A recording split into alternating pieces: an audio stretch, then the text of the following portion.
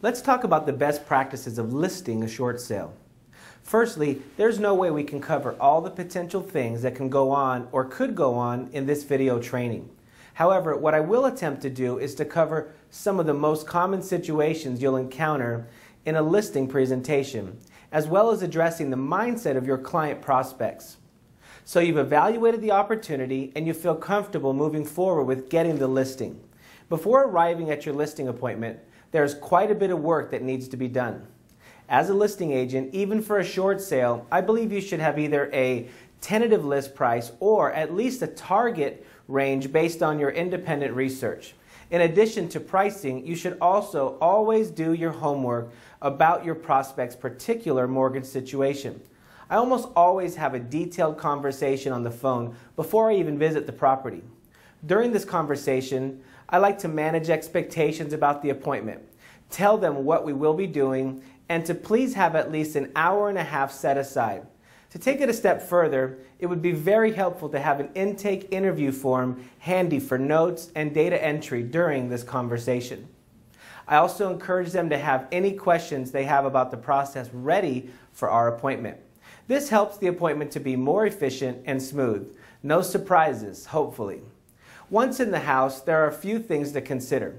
One thing is that they are more than likely still emotionally connected to the property and are not happy about having to sell. I try to refrain from calling it their home. I reference it as their property. It's a less emotional term for them. Another thing to consider is your prospect's frame of mind. Many times they feel an array of feelings, and it is to your advantage to identify how they feel and work intelligently through those emotions. Some may feel angry at the bank, angry at their situation, maybe even angry at you. Be ready to diffuse this feeling by listening to them carefully and redirect their energy towards getting this process done with.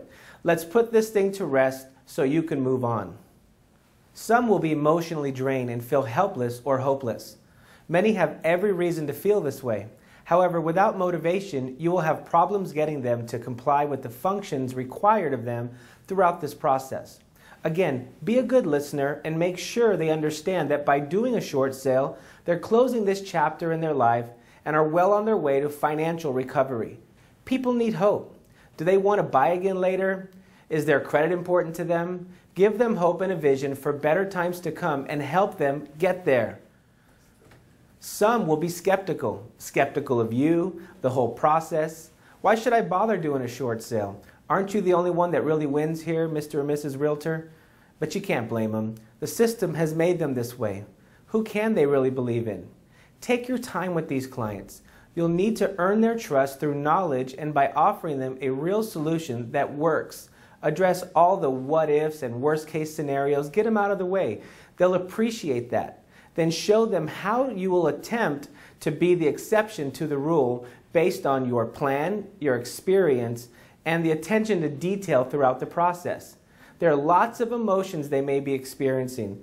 The bottom line is that you need to recognize that they are in a tough spot, and you can be a source of hope for them and a way out.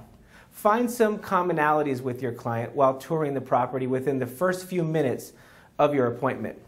I always put my briefcase down and say, let's do a quick tour of the place so I can see what we're working with. It's a great time to get to know your clients a little bit. While you're on that tour, I recommend taking shorthand notes about each room as you pass through them. As an agent, you'll need to be an expert about that property.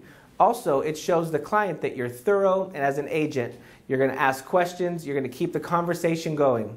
Talk in terms of when buyers come through the property. Please have these lights on. There's not much sunlight in this side of the house, and it will help. That's called assuming the sale. Try it, but don't push it. It should be done in a subtle way. Just a heads up, in our next video training, we address the 3 most common objections and how to answer them without giving legal or tax advice. That knowledge will come in handy at the conversational stage of the listing appointment. Let's fast forward. So the listing paperwork's signed, they've been given their copies, and you're almost done. Use this opportunity to paint the picture of the timeline of the short sale process. From the sign going in the yard, to the handling of the keys to the new owner.